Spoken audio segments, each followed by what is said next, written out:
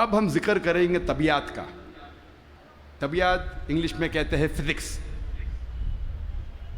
اور کئی صدی پہلے ایک نظریہ تھا جسے کہتے ہیں ایٹمزم.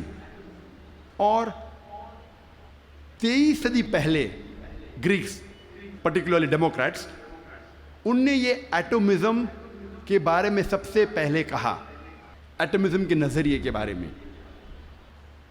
اور کہا کہ میٹر کے سب سے چھوٹے حصے کو کہتے ہیں ایٹم, مادہ کے سب سے چھوٹے حصے کو کہتے ہیں ذرہ. عربی اور اردو میں ایٹم کو کہتے ہیں ذرہ.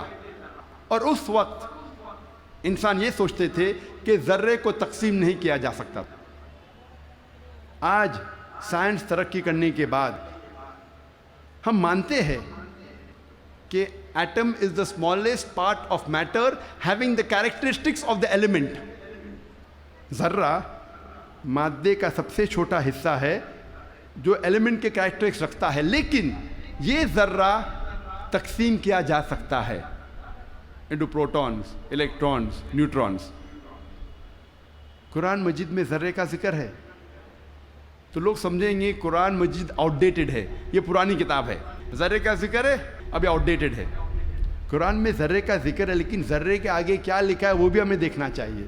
قرآن مجید میں لکھا ہے سورہ سبا میں سورہ نمبر 34 آیت نمبر 3 میں کہ انکار کرنے والے جب کہیں گے کہ وہ گھڑی کبھی بھی نہیں آئے گی, آخرت کے بارے میں, قیامت کے بارے میں, وہ گھڑی کبھی نہیں آئے گی, تو اللہ تعالیٰ فرماتے کہو ان سے ضرور آئے گی اللہ کی مرضی سے, جس کے پاس علم غیب ہے, جس کے علم میں چھوٹا سا ذرہ زمین اور آسمان میں اور اس چیز جو ذرے سے چھوٹی ہے اور بڑی ہے اس کا علم بھی اس کی کتاب میں محفوظ ہے.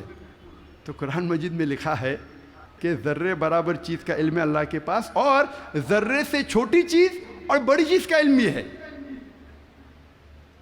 اور یہ انفارمیشن, یہ خبر دہرائی گئی ہے سورہ یونس میں سورہ نمبر 10 آیت نمبر 61 میں کہ اللہ سبحانہ و تعالیٰ کے علم میں ہے ذرے جیسی چیز جو آسمان اور زمین پہ ہے, اور وہ چیز جو ذرے سے بھی چھوٹی ہے اور ذرے سے بڑی ہے اس کی کتاب میں محفوظ ہے.